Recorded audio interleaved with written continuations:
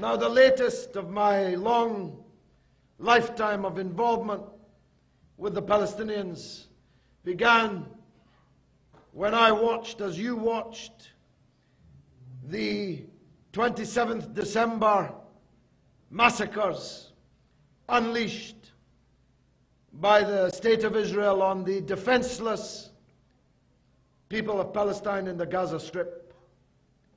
This was almost unique in the annals of modern warfare. Normally, when a people are bombed, the civilians can run away, can hide, can become refugees. In this case, in Gaza, 25 miles long, 3¼ miles wide, the largest concentration camp on the earth, the people who did the bombing took the precaution of locking all the doors so the people had nowhere to run and nowhere to hide. A people who had no air force, no anti-aircraft guns, no navy, no tanks, no heavy weapons, were shot like sitting ducks, were shot like fish in a barrel, were subjected to a merciless bombardment for 22, 23 days. 1,400 Palestinians were killed.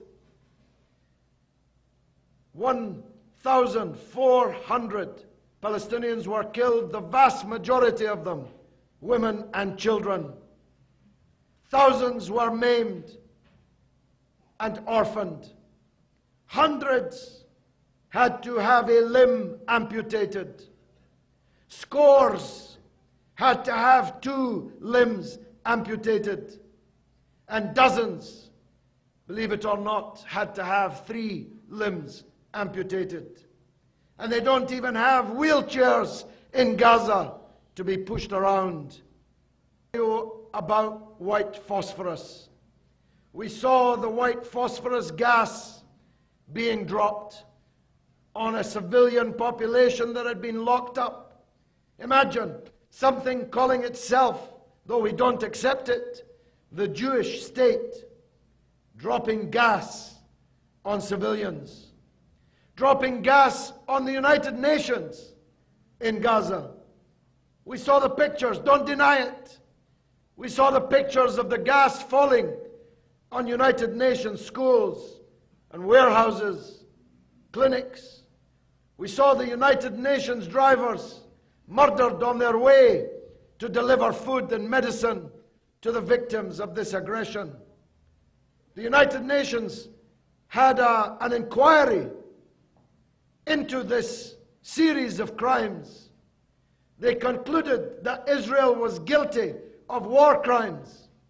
And the President of Israel himself, Shimon Peres, the President of the state, announced to the United Nations, and I quote, that Israel does not accept one single word of this report. I'm asking, here in New York, how come Israel is allowed to continue to be a member of the United Nations when it defies every decision that the United Nations makes? I know about white phosphorus. I happened to be in Beirut with Arafat when Israel began its invasion of Lebanon in 1980. I went to the hospitals. I saw the children, victims of white phosphorus, the first time Israel used it. I saw the white smoke coming from their noses and their mouths as they cooked to death inside.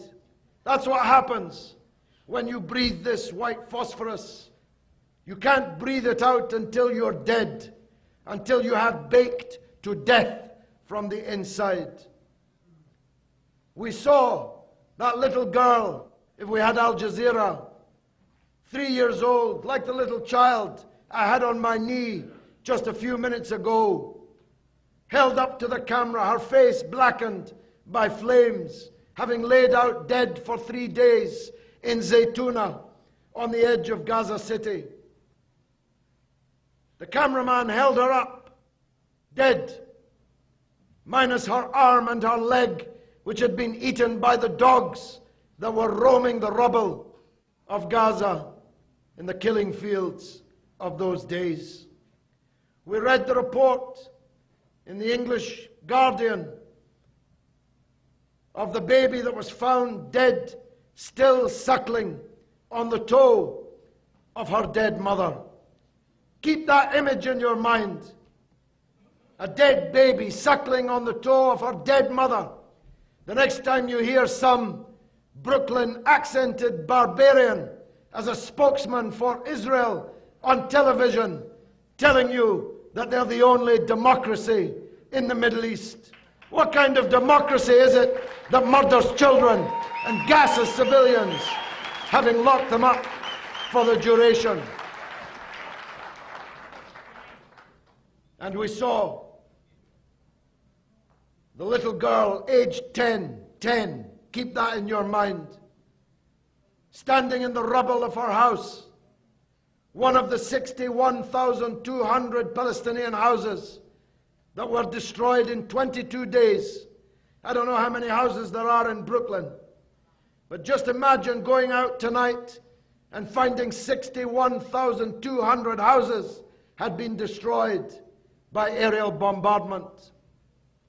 This little girl had been staying with her grandmother, and when she heard that her house had been bombed, they went there to discover that her mother and her father and all 5 of her brothers had all been killed by these bombs. I interviewed this little girl just a few weeks ago, standing in the rubble, and she said something to me which broke my heart, and I have to say it to you.